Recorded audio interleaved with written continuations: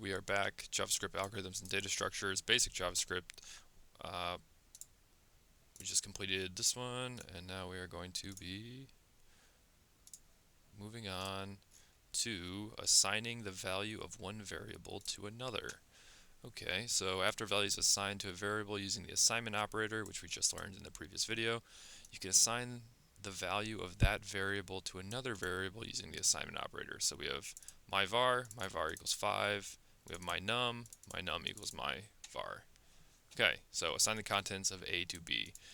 Alright, so A looks like it's 7, B looks like we want to make it 7. So we could just say B equals 7, or we could reference A and just say B equals A.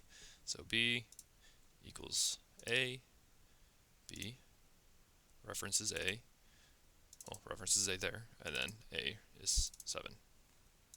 So that's all we should have to do. There we go. And now we just assigned a variable to another variable.